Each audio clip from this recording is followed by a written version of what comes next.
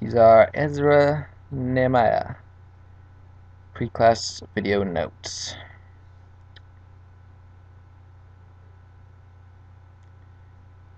The thing I want to talk about the most is something I've been thinking about for a long time.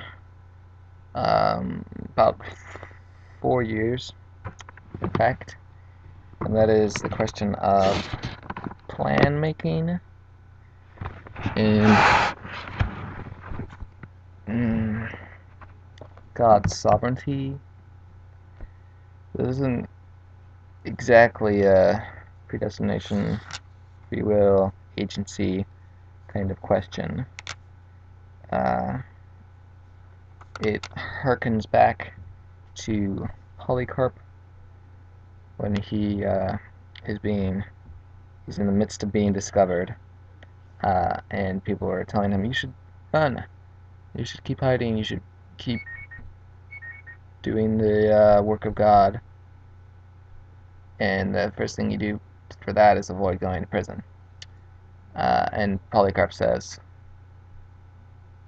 you can run if you want to, you can stay if you want to, there's evidence for both in the Bible, but I'm going to stay. I'm going to trust God, and I'm not going to do it myself. I'm not going to depend upon myself, I'm going to depend upon God. Something like that. And running isn't bad, but it's not what I'm going to do. And so that question of how should I be living my life? Really? Should I be trusting God and not myself? And not wear a seatbelt when I drive? Or should I be trusting myself and not God? And use a seatbelt, or if I were to word that more friendly, use the tools that God has given me to protect myself. And so I see this theme come up again in Ezra and Nehemiah, and I haven't come to a conclusion yet, but the core idea, I don't have a core idea to assert, because I don't know. I feel like there's conflicting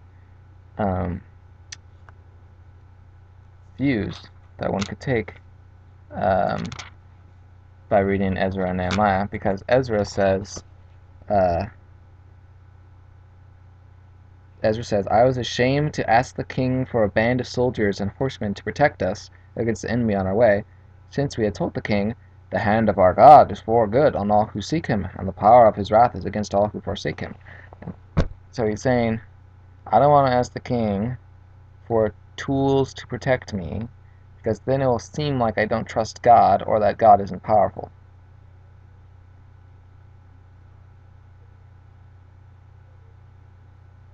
But then Nehemiah says, kind of paraphrase here,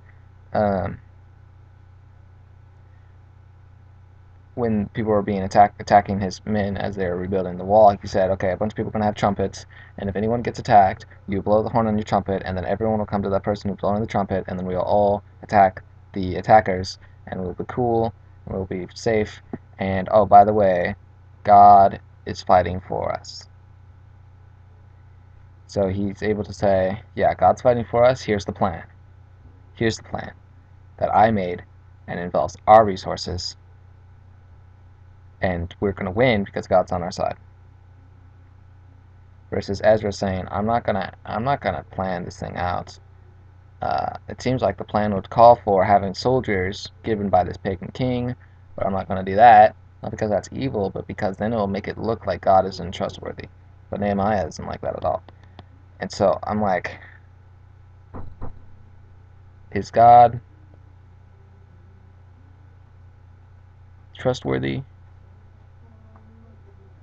In the sense of 1 minute. Okay, he's gone. Is God trustworthy in the sense that I don't have to worry about my safety, I don't have to act for my safety at all, I don't have to put on my seatbelt, because that will make it look like God isn't strong enough to protect me and I need this little leather strap to keep me safe?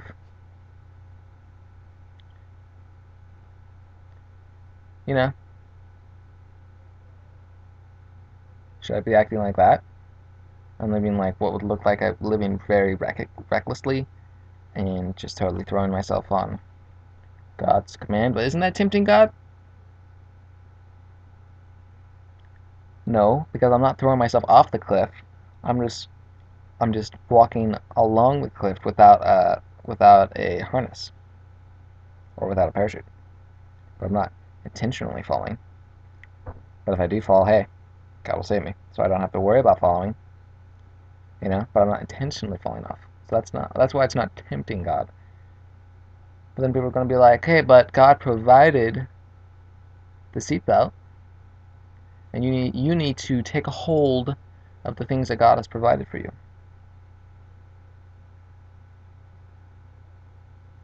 So maybe it's something like this. When you have to ask someone who is not God for provision, that's bad.